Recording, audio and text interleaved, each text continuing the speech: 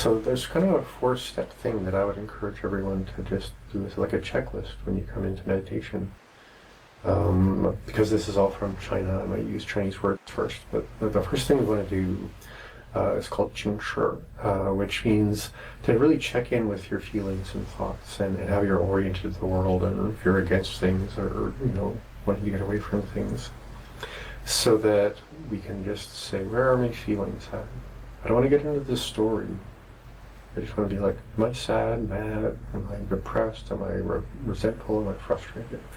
Whatever it might be, just say, okay, well, you're going to be part of my practice today, so, have a seat frustration, have a seat, mild depression, have a seat anxiety.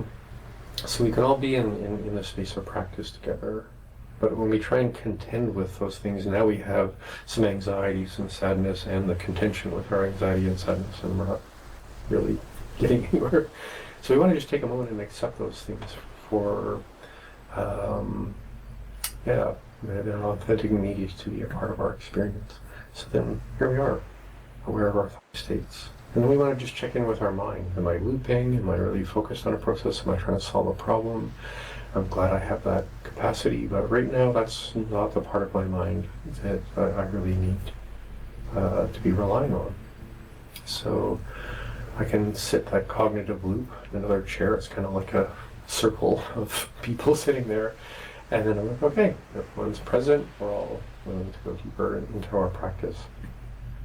So once we've attended to our feelings and thoughts, we want to really check in with our embodiment again once more. And we come back to that Fang Song. Now when you're seated, it's a little different, because I'm rooted, I'm ready. My reaching and releasing qualities are more with my spine, and in a way more with my awareness. I kind of reach out with awareness. I'm not in an attached, give me more things to be aware of. I just want to be able to expand my awareness and let go of the part of awareness that needs to be ready for something or to reach towards that thing. So I just want to reach out with awareness and then release awareness from its objective to find a thing. So now I'm just in open awareness. I've reached out, I've released any attachment to knowing. And then we come back to that pliability and loose. And because we're anchoring in stillness, pliability and looseness has often more to do with how deep and slow and soft, and we often say in Chinese, thin, the breath feels moving down, up and down, as it comes in and out of the body. So that becomes our loose, pliable sense of Fang Song. So just breathe really deep and slow and thin, whatever that might feel like.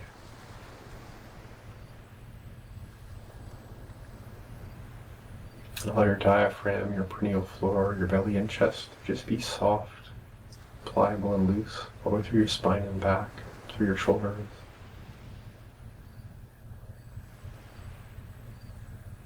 Because we want to see if we can feel what it would be like to breathe with our whole body. And we're going to be going, in the course that's coming up, we're going to be going into, I think, about 20 different kinds of breath work that help us integrate different elements of how it is we align ourselves in practice and come closer to the Dantian experience. So we've checked in with our feelings and thoughts. We've made sure our embodiment is deeply in Fang Song, our breath is really soft and deep. And then we want to allow ourselves to check in with another quality. And this is something that you may or may not have ever heard before. Taoism, early Taoist practice, the stuff we're going to be learning in this course, comes from a quality of animistic awareness, which is like early shamanic traditions. And if we think about animism for a moment, or feel into the experience of animism, probably a better idea, for a moment, animism suggests that all animate things, you and I and anything that's a thing, is an expression of an animate spirit or energy or wind, some people would say, or mind.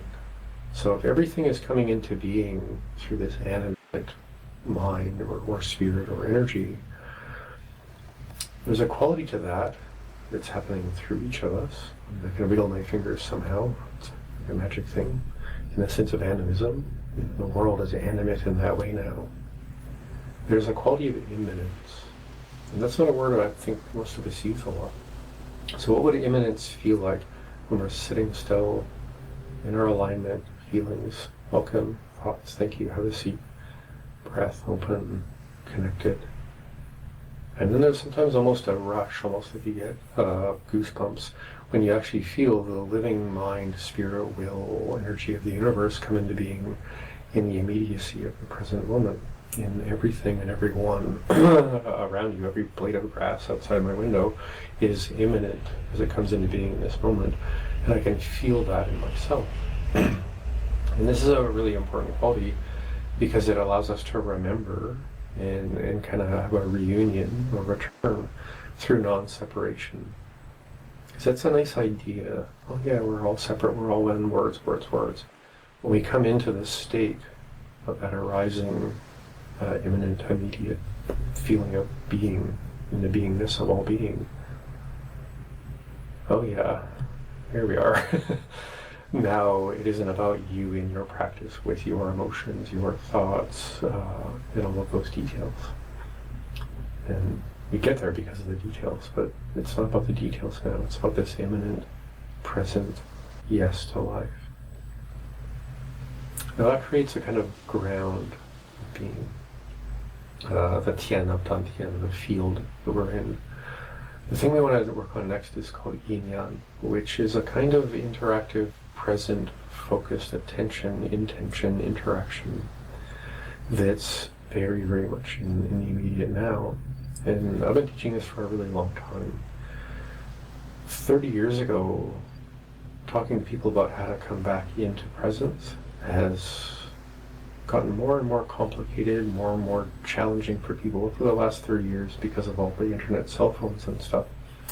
So I think it's a good idea for all of us modern practitioners to take a moment and go, yeah, this is like being asked to run across a field with a broken ankle. You know, we're all working with something that's a bit of a wound in a way to this part of perception. So in that, I'm going to speak to in a few minutes about what we call modern Nei Gong. We're all trying to figure out how to help ourselves and help each other, and if we teach to help our students, come back to the imminent, experiential present moment, given that most of us spend hours a day in a dopamine rush of anticipation, comparison, and opinions, and right and wrong, and picking sides and stuff, which is just all the outside stuff. So we're gonna do a lot of work with how to get through that. So anytime we come into meditation, this is up to you, of course, but what I encourage people to do, make sure you're aware of your feelings, your thoughts, welcome them, allow them, and then that's not your thing because it's coming from the inside out. And when you start to go to the inside in, where's our feng song?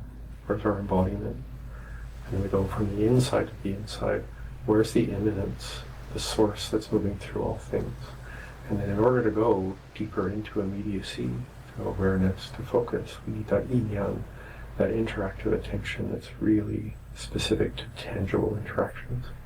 And now, at least in the Nei Gong practice, you're ready to begin practice.